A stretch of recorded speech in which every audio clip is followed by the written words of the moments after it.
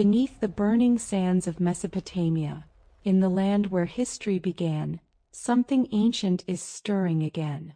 The world watches wars, collapsing borders, and a river that is drying to dust, yet no one sees the real threat.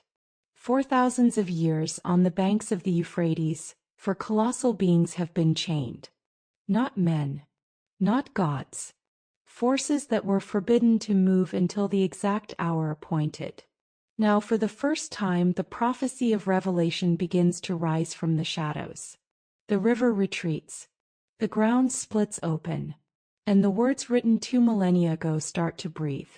When these four entities are finally released, nothing will stop what follows. It will not be a war as we know it. It will not be just another crisis. It will be a cosmic shift in the order of the world. The question is no longer if the moment is coming. The question is who decided that their chains should break. Long before nations were born and long before any written language touched stone, ancient forces shaped the destiny of this world. Forces so powerful that even the earliest civilizations whispered about them in fear. But no legend ever described their true nature. No tablet, no scripture, no scroll dared speak their names. Only one text in human history hints at their existence. A single verse from the book of Revelation. It speaks of four beings imprisoned at the Euphrates. Not fallen by accident. Not locked away for punishment. But deliberately restricted, as if the entire balance of creation depended on their restraint. The original Greek text emphasizes something chilling. These beings were not just chained. They were prepared. Prepared for a specific hour, a specific day, a specific month, and a specific year. Their release is scheduled with a precision more exact than any human calendar. So what kind of entities require a cosmic appointment? And why are they tied to the Euphrates, one of the oldest cradles of human civilization? The ancient world saw the Euphrates as the border between the realm of order and the realm of chaos. To the west lived empires. To the east, deserts of mystery. By placing these four beings there, the prophecy suggests that they stand at the edge of the world we understand and the world we fear. They are watchers, prisoners, weapons, or perhaps something far more frightening.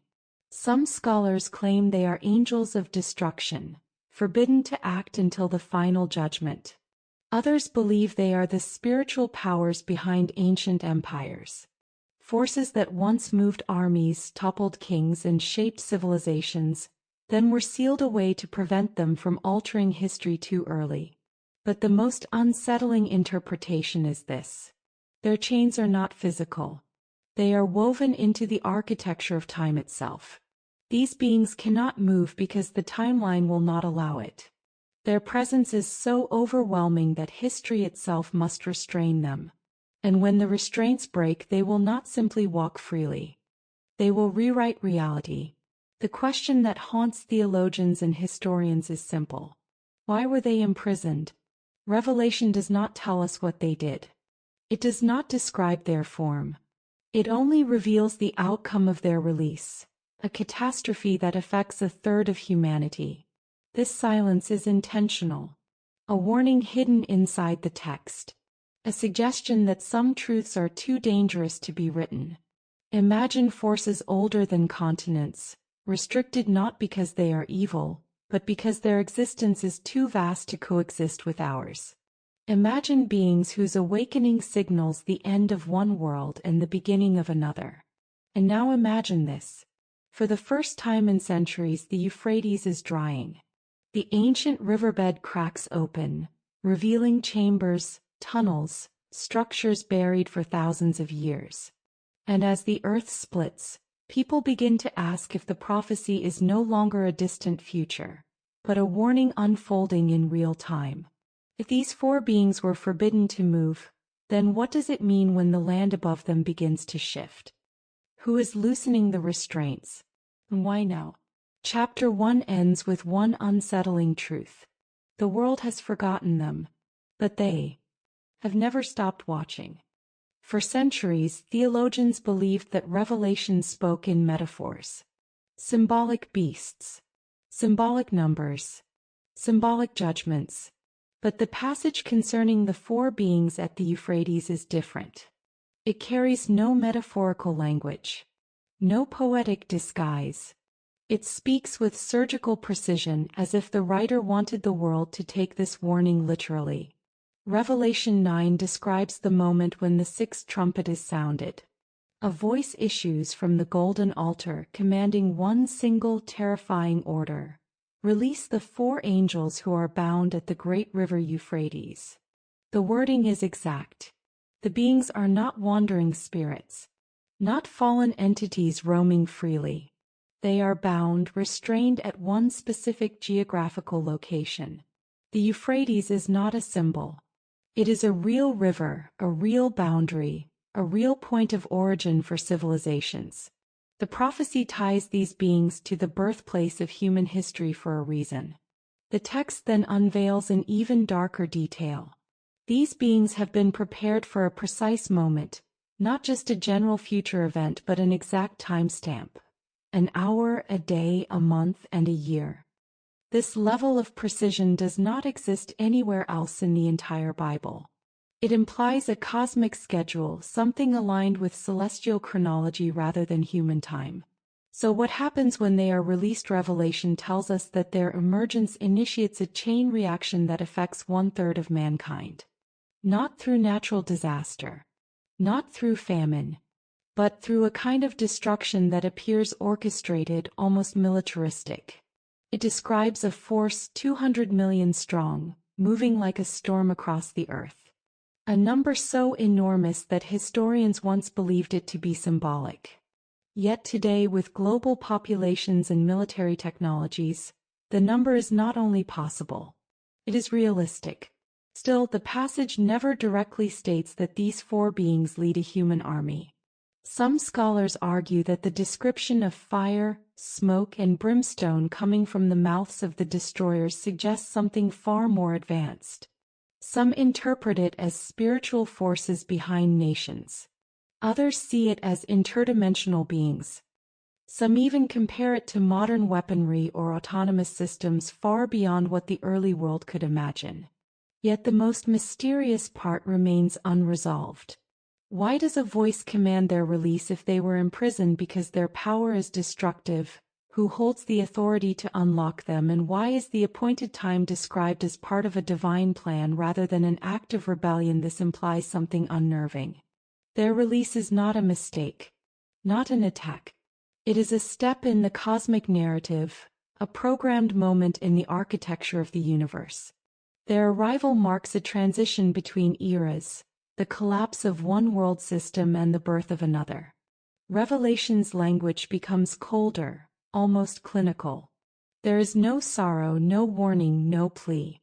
The text simply records the event as if it were the unfolding of a scheduled operation. This is the part scholars fear the most.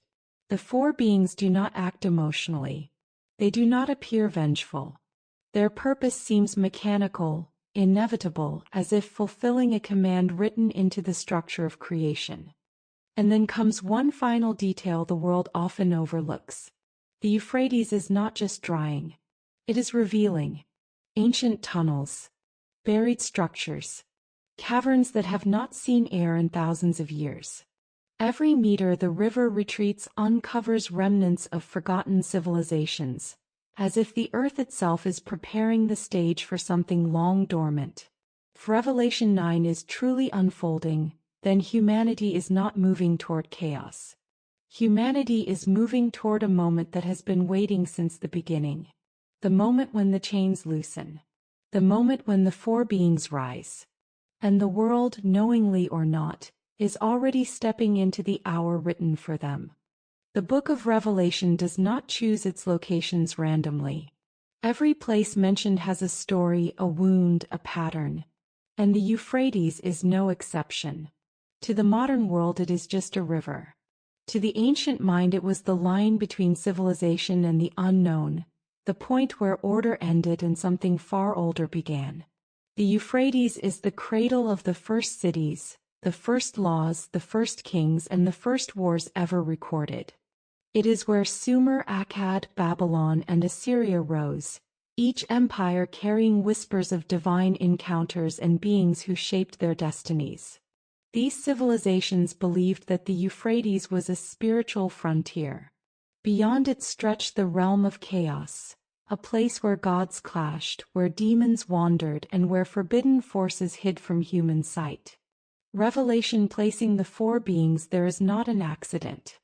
It suggests that these entities are connected to the same ancient powers that influenced the earliest empires, perhaps even rulers behind thrones, forces guiding or restraining the evolution of humanity. For the early Hebrews, the Euphrates represented the outer border of the Promised Land. For the Babylonians, it was the artery of their empire. For the Persians, it was the gateway to conquest.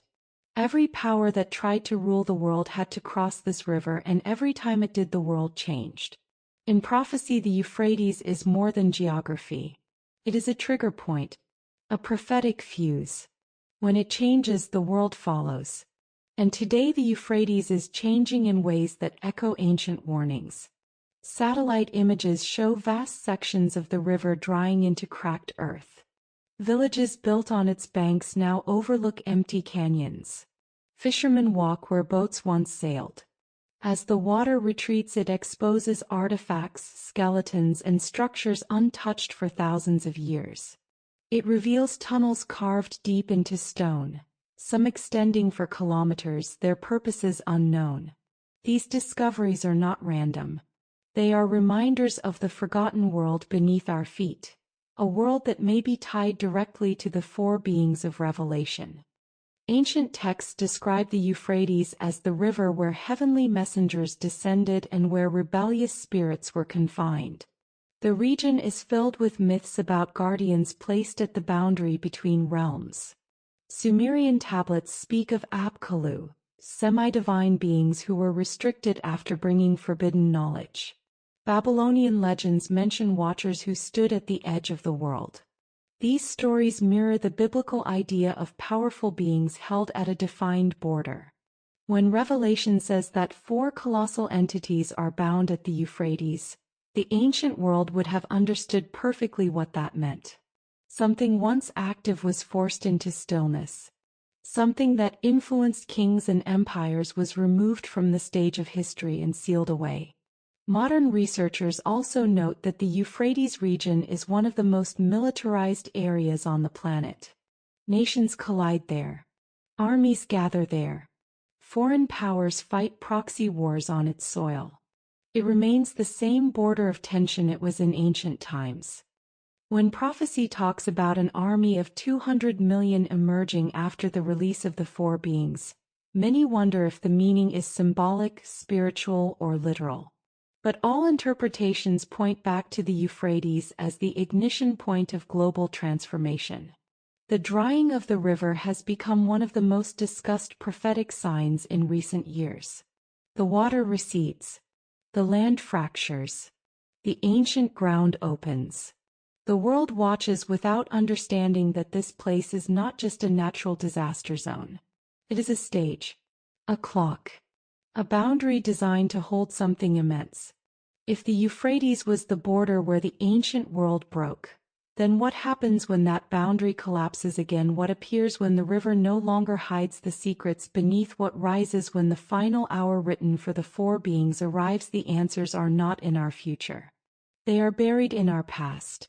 And now, piece by piece, that past is resurfacing. Every prophecy has a beginning, but only Revelation speaks of an ending calculated with such frightening precision. The four beings bound at the Euphrates are not released accidentally, nor through rebellion, nor through human interference. Their release is written into time itself. This concept appears nowhere else in the Bible. No other event is defined by an exact hour, an exact day, an exact month, and an exact year. It implies a cosmic schedule that transcends human chronology. Why would such entities remain imprisoned for thousands of years until one specific moment? The answer lies in the nature of their power. These beings are not like armies or plagues or political upheavals. Their arrival does not merely influence the world, it resets it. If they stepped into history before the appointed time, the entire sequence of human development would collapse. Kingdoms would fall prematurely. Civilizations would rise incorrectly. The balance between spiritual realms and the physical world would rupture. They are restrained not because they lost a battle, but because time itself cannot contain them outside their scheduled appearance. Some scholars believe their release marks the collapse of the Age of Man, a period in which humanity was given autonomy and freedom to choose its own path.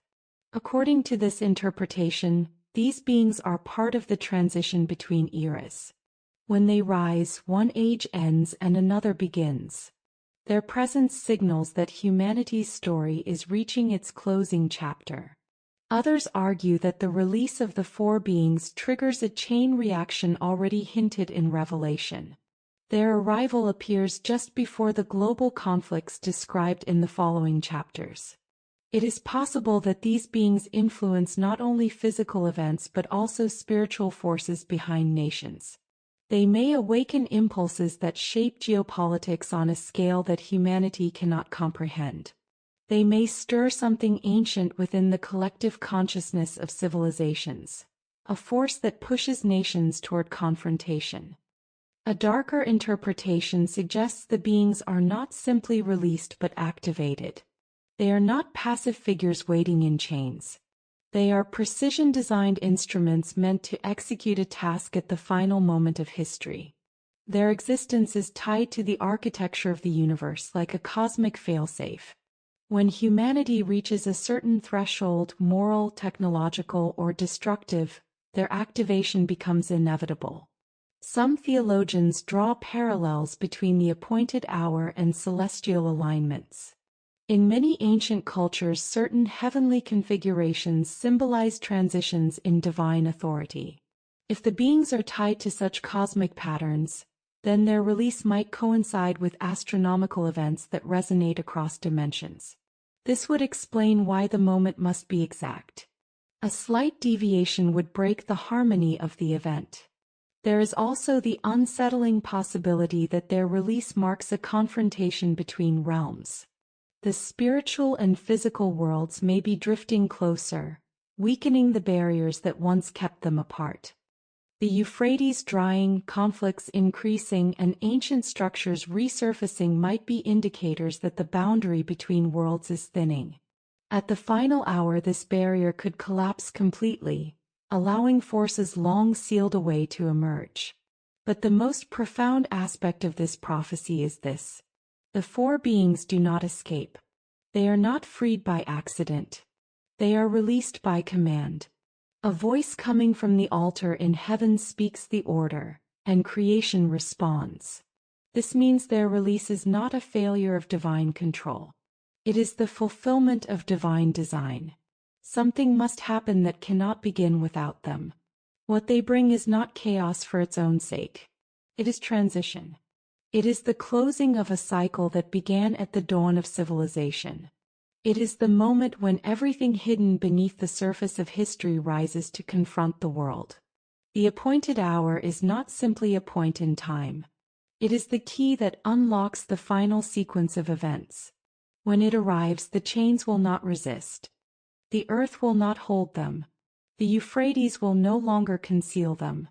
And humanity will face the realization that the countdown was never about preventing their arrival. It was about preparing us to witness it. For a long time, people could keep the book of Revelation at a safe distance. It was filed away as myth, metaphor, or religious poetry. But in the last decade, something changed. The language of an ancient prophecy began to sound less like symbolism and more like a strange mirror held up to our world. A world of drones, data, satellites, and silent wars fought in the shadows. Revelation speaks about the Euphrates as a critical point in the final sequence of history. Today, that river flows through one of the most unstable regions on Earth. It crosses borders marked by wars, invasions, revolutions, and proxy conflicts. It is surrounded by military bases, intelligence operations and weapons that the ancient world could not even imagine. In prophecy, the Euphrates is the fault line where something buried in the spiritual realm will break through. In geopolitics, it has become the line where global powers quietly test each other. Then another detail appeared. The river began to shrink. Year after year, reports, videos and satellite images showed long stretches of the Euphrates drying into cracked earth. Villages once living from its waters now face empty beds. Bridges cross nothing but dust and stone.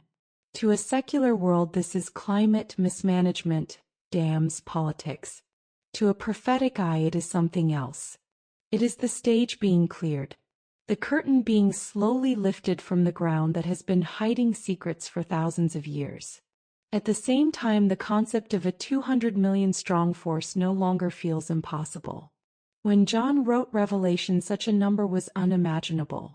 Today, the world population and the scale of modern armies make it not only possible but almost modest. Yet the prophecy does not simply describe numbers. It speaks of fire, smoke and destruction pouring forth in ways that sound disturbingly close to modern weapons and automated systems. Missiles guided by algorithms. Swarms of drones that no human eye could fully control. Weapons that decide in milliseconds who lives and who dies. Many researchers have started to ask a forbidden question. What if the four beings at the Euphrates are not just spiritual commanders of an invisible army? What if their release coincides with a moment when humanity hands over its own power of destruction to something beyond human control?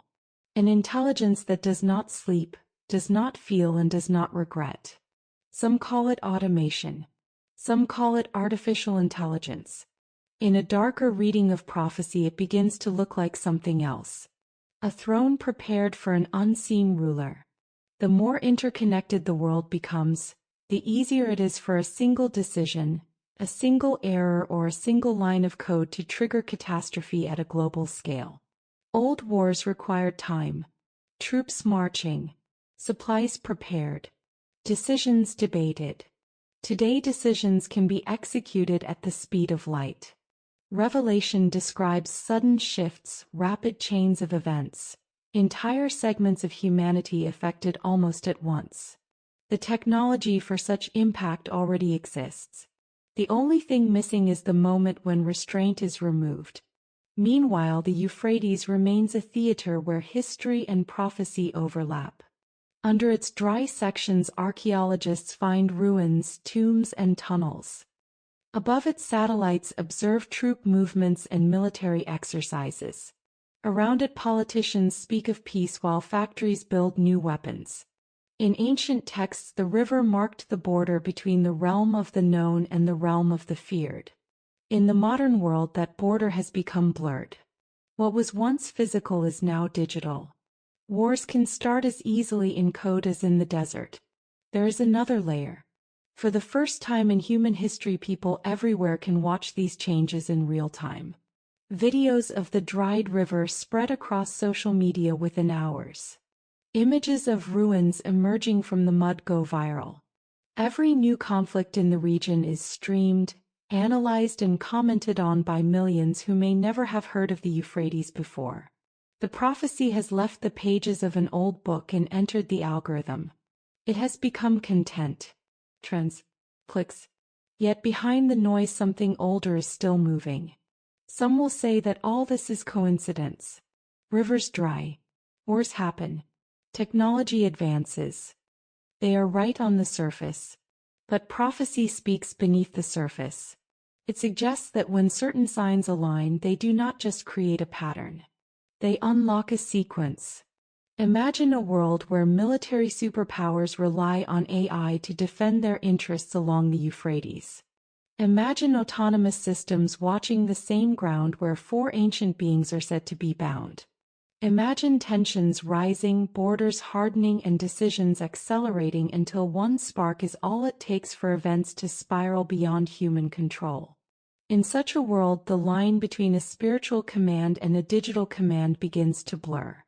Release could be spoken in heaven but executed through code on earth. Whether one believes in prophecy or not, the question refuses to disappear. Why does an ancient text point to one specific river? Why does it speak of a force that can affect a third of humanity? Why does it describe an exact hour, an exact day, an exact month, and an exact year? Maybe it is all just metaphor. Maybe it is only a warning story told in religious language. Or maybe, right now, as the Euphrates dries, as the region armors itself, as the world experiments with godlike technologies it does not fully understand, we are moving closer to the moment that text was always describing. The modern world believes it has outgrown prophecy. It trusts data, strategies, and systems. Yet in the background an old countdown may still be running. And somewhere, at a boundary where sand meets stone and history meets the unknown, for silent beings may be waiting for a command that has already been scheduled. When that command is finally given, the world will call it crisis, war, collapse, accident. Revelation calls it something else. It calls it the hour for the four bound at the great river to rise. In every age humanity believed it understood the world. Empires rose thinking their walls would last forever. Kings ruled believing their power flowed from their own hands. Scientists claimed the universe was silent. And yet beneath the surface of history something older was always watching. Something written into the foundation of time itself. The four beings of the Euphrates were never myth. They were never metaphor. They were a countdown disguised as a warning. For thousands of years they remained still. Not defeated. Not asleep. Bound. Bound because the world was not ready. Bound because history had not yet reached the point where their presence could unfold the final sequence. But today the Euphrates is drying. Ancient ground is opening. Nations gather their armies. Technology grows beyond human control. And prophecy begins to feel less like a distant future and more like a shadow falling across the present. If Revelation is true, then the moment their chains break will not be a surprise. It will be the fulfillment of a design older than civilization. A voice will speak. The barriers between realms will thin. And the beings prepared for that exact hour will rise. Not in anger. Not in vengeance. But in purpose. The purpose written for them before the first kingdom ever existed. Humanity will search for explanations. It will blame politics, machines, wars, leaders, disasters. It will say the world collapsed because of human errors. But prophecy knows better. Prophecy says the world will change when the appointed hour arrives. When the river gives up its secrets. When the ancient restraints fall away. When the silence beneath the earth finally breaks. The question is not whether this moment will come. The question is whether humanity will recognize it when it happens. Will we understand the signs, or will we continue walking blindly into the final chapter written long before our time? Somewhere beneath the cracked soil of the Euphrates something is still waiting. Watching the world reach its threshold. Listening for the command that will echo through the unseen realm. And when it comes, nothing will remain the same. The old order will collapse. The hidden architecture of reality will be revealed. And the four beings who were bound since the dawn of history will finally take their place in the last act of the human story. The chains are weakening. The river is fading. The world is trembling. The hour is closer than anyone wants to believe.